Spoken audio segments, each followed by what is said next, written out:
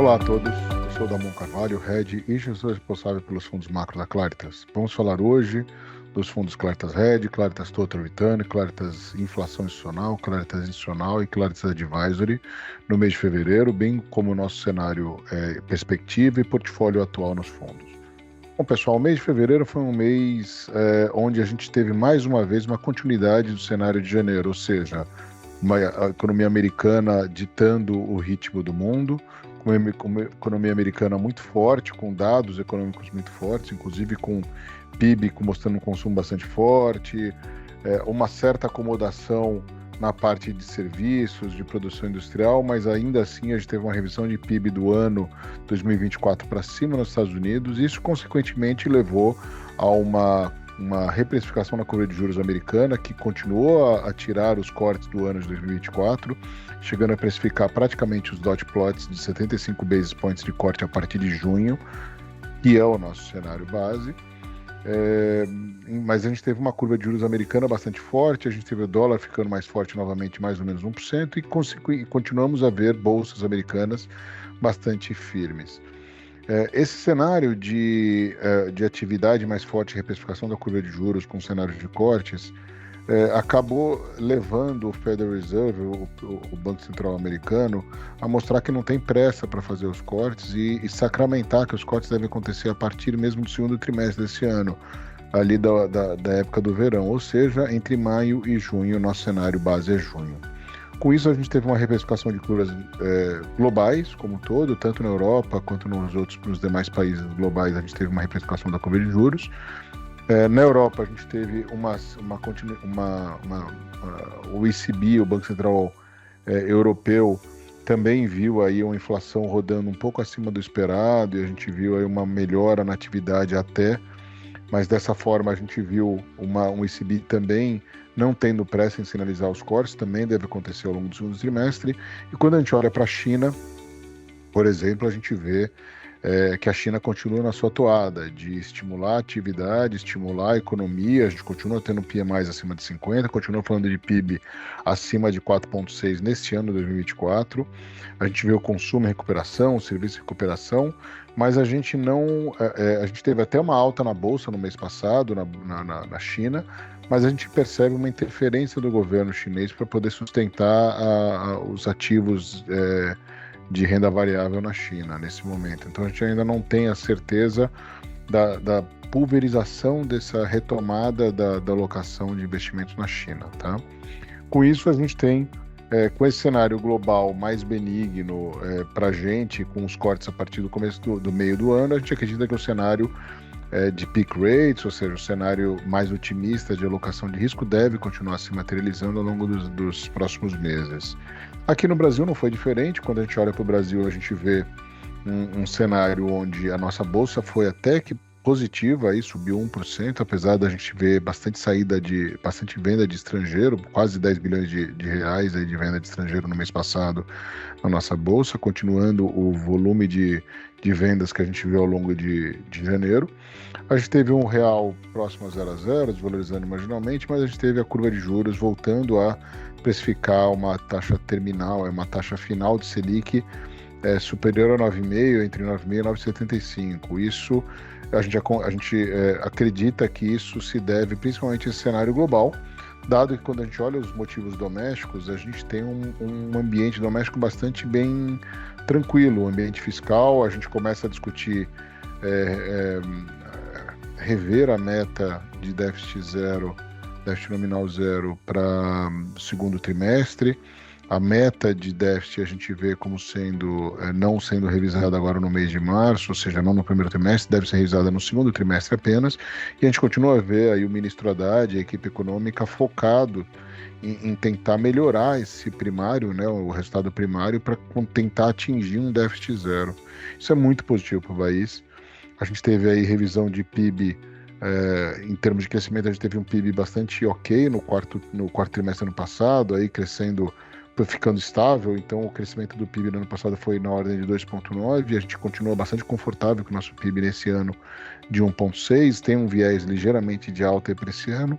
Quando a gente fala de inflação, a gente fala que a inflação foi um sinal bastante positivo que a gente teve no mês passado, com a inflação IPCA 15 vindo 10 vezes abaixo do nosso cenário esperado.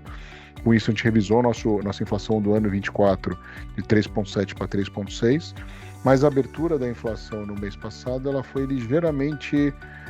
menos benigna, porque a gente viu um ambiente de desinflação acontecendo no número cheio, mas a abertura de serviços,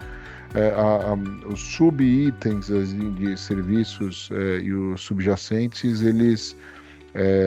industrial subjacente e o serviço subjacente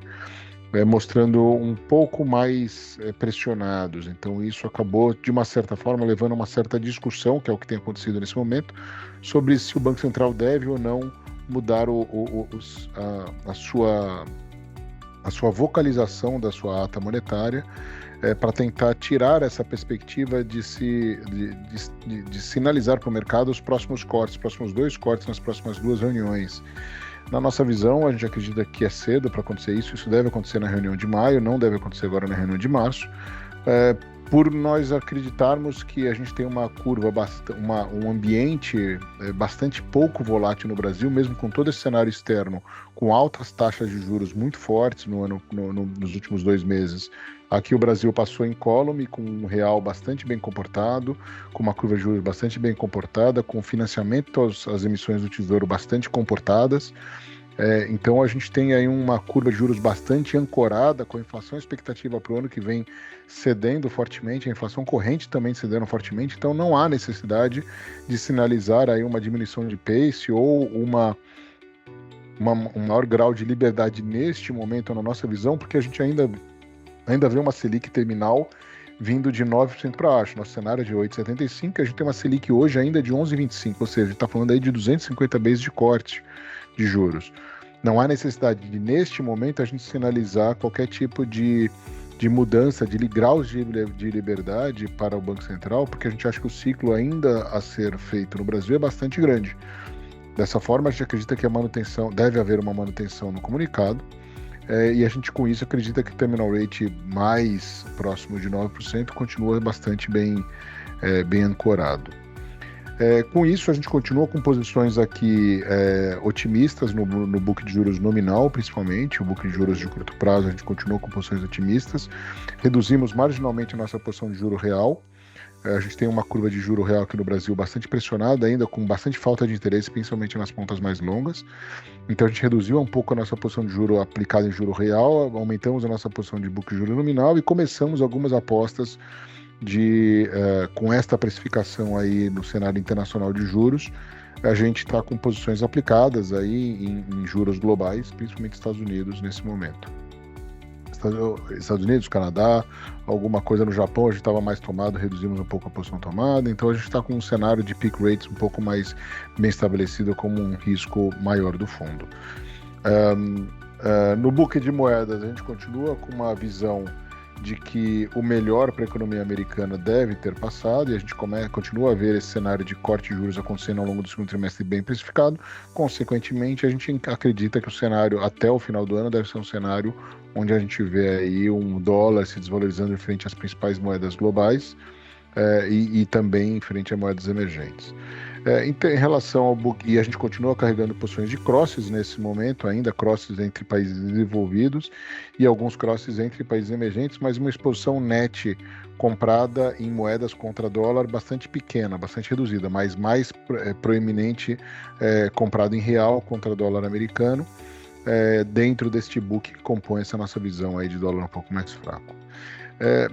E na parte de bolsas, a gente continua com uma carteira bastante protegida, aí mais ou menos 60% a 70% da carteira protegida via venda de índice futuro, uma carteira mais pulverizada e focada um pouco mais em small caps, em empresas que se beneficiam do cenário doméstico mais forte. A gente está falando de revisões de PIB para cima, com ambiente fiscal tranquilo, com um mercado de trabalho bastante comportado, com uma curva de juros cadente. Então a gente acha que o ambiente local está bem ancorado para uma melhora dos ativos de risco brasileiro. Quando o ambiente externo melhorar um pouco, a gente acha que nossos ativos aqui devem performar bem. Consequentemente, a gente tem uma carteira preparada para isso na parte de bolsa também, uma carteira um pouco mais diversificada para small caps, para empresas que se beneficiam aí do setor doméstico. Mês passado a gente aumentou um pouco a nossa posição comprada em bancos aqui localmente, que teve um retorno bastante satisfatório, assim como posições em aéreas, e a gente tem aí uma posição um pouco menor em metal e mining, que a gente reduziu em virtude do cenário chinês ainda bastante incerto. Em termos de bolsas offshore, a gente só tem arbitragens de bolsas offshore, um pouco mais comprado em emergentes, pouquíssima coisa um pouco direcional em bolsas desenvolvidas, mas com viés na margem um pouco mais positivo nesse catch-up, nesse fechamento de gap entre small caps e large caps, principalmente nos Estados Unidos. A rentabilidade dos fundos do Claritas Hedge passou no mês passado com uma rentabilidade próxima a 60% do CDI, o Claritas Institucional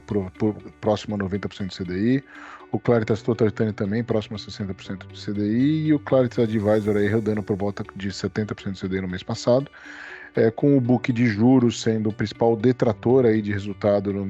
no mês, em função principalmente dessas nossas posições aplicadas de juros nominal, que não performaram no mês passado, mas como eu disse, nossa visão é uma questão de tempo, é uma questão de MTM que a gente está vendo nessas posições. O book de moedas foi ligeiramente negativo, principalmente por conta das posições compradas em iene japonês contra demais moedas, e essa posição ela sofreu o iene japonês a gente acabou travando contra o franco suíço nesse momento e começou a performar um pouco melhor, mas o iene japonês continua sendo um book que tem retirado aí a alfa da nossa posição. E o book de bolsa recuperou bastante bem aí no mês passado, principalmente dessa nossa carteira small cap, que performou muito bem no mês passado e retomando aí a rentabilidade positiva ao longo do ano. Já no fundo Claritas Total Return, lembrando que é um fundo tocado a 4 mãos aí por mim, pelo Eduardo Moraes, no book de long e também no book long and short quantitativo pelo Gustavo, a gente teve um retorno positivo aí do book long and short fundamentalista e long and short quantitativo, que tem ajudado a performance do fundo ao longo do ano. Bom, pessoal, é isso que eu teria para falar para vocês. Eu coloco a minha área macro, assim como a área econômica, a área comercial, inteiramente à disposição de todos. Muito obrigado e até a próxima.